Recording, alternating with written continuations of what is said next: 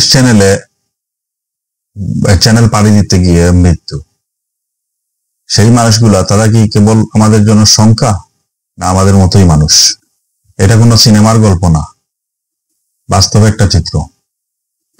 একজন মানুষ ঠিক আমাদের মতোই তার পরিবারের জন্য নিরাপদ একটা ঘর খুঁজছিল, তার ছেলে মেয়েদের জন্য ভালো একটা স্কুল অথবা ভালো একটা থাকার জায়গা, কিন্তু সেই মানুষটা ইংলিশ চ্যানেল পাড়ি দিতে গিয়ে আজ নেই।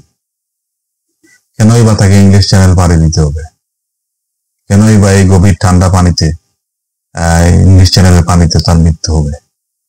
আপনার বেলা আমার বেলা তো ঘটতে পারতো ঘটনাটা।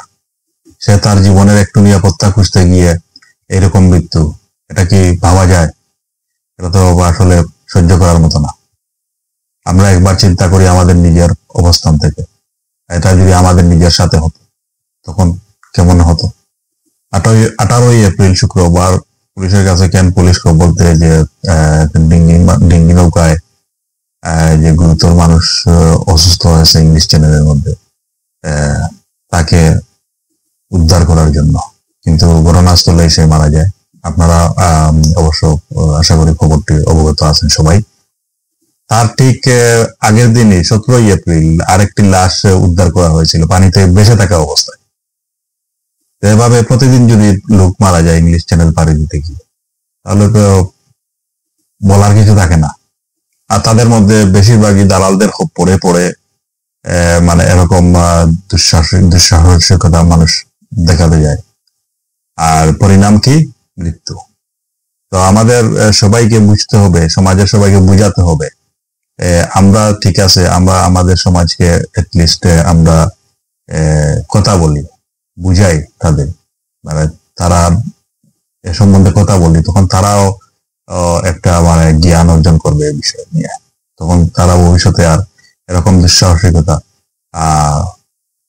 বিপজ্জনক স্টেপ নেবে না লাইফের মধ্যে। শুধু 2025-এ 9,999 জন মানুষ অলরেডি গত 4 মাসে ইংলিশ চ্যানেল পার হওয়ার চেষ্টা করেছিল। 2022 সালে সেই সংখ্যাটা ছিল 6,691 জন। 2023 সালে 5,946 জন। মানে আস্তে আস্তে বাড়তেই যাচ্ছে। যত বাধা হোক আমাকে ইউরোপ যেতেই হবে। 2025-এর জানুয়ারি মাস থেকে এখন পর্যন্ত অলরেডি 10 জন মারাই গেছে ইংলিশ চ্যানেলে। আর না জানে কত আরো মারা গেছে, আমরা হয়তো খবর জানি না। পরিসংখ্যান বলতেছে 10 জন মারা গেছে। যুক্তরাজ্য সরকার বলতেছে আমরা বর্ডার সুরক্ষায় কাজ করতেছি, আমরা পাচারকারীদের বিরুদ্ধে অ্যাকশন নিচ্ছি, আমরা নতুন উদ্যোগ নিচ্ছি ফ্রান্সের সঙ্গে মিলে মাইগ্রেন্ট সোয়াপ প্রকল্প চালু করতে। তোমরা তো ঠিকই আছে করছো, ওরা কি হাত পা গুটাইয়ে বসে থাকবে? ওরা তো তোমাদের প্ল্যান মোতাবেক ওরাও কিরকম কি করতে হয় তারা তো করবে, তারা তো বসে থাকবে না তোমাদের মতো। আর এটা কি নতুন করতেছো? এটা তো অনেক আগে থেকেই শুরু করতেই আছে। ফ্রান্সের উপকূলে রাখবে এলিট ইউনিট। এলিট ইউনিট কারা? এলিট ইউনিট বর্ডার টহল করবে। এদের হস্তক্ষেপের ক্ষমতা আরো বাড়াবে। শ্যালো ওয়াটারে এদের হস্তক্ষেপের ক্ষমতা আরো বাড়িয়ে দিবে। সবগুলোই ঠিক আছে, কিন্তু কথা হলো যেখানে মানুষ মরছে সেখানে এই এনফোর্সমেন্ট এর কতটা যথেষ্ট হতে পারে? শুধু কি এনফোর্সমেন্টেই মানে সমস্যার সমাধান হয়ে যাবে?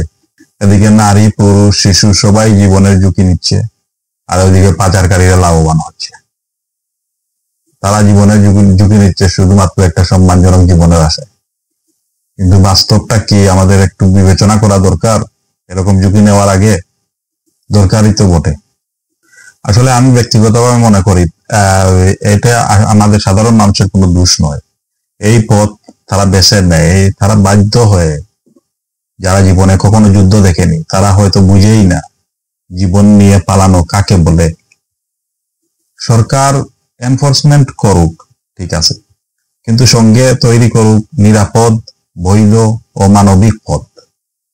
নইলে এমন গল্প আমাদের রোজ তৈরি করতে হবে।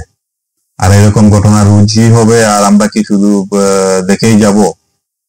আমরা কি কিছু করা লাগবে না আমাদের? ভিডিওটা বানানোর একমাত্র উদ্দেশ্যই আপনাদের একটু বোঝানো, আমার নিজস্ব অনুভব থেকে।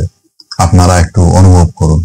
আপনি প্রবাসে থাকুন অথবা বাংলাদেশেই থাকুন, আপনার একটু সহানুভূতি অনেক কিছুই বদলাতে পারে। আপনি চাইলে এই ভিডিওটা শেয়ার করতে পারেন, কমেন্টে জানাতে পারেন আপনি কি ভাবছেন, অন্যকে বোঝাতে পারেন। আসলে সব ইমিগ্রেন্ট দোষী নয়, এদের মধ্যে অনেকেই অসহায়। আর আমরা যদি চাই আইন, সংবাদ সবগুলোই বদলাতে পারি। আজকের জন্য এখানে ধন্যবাদ সবাইকে।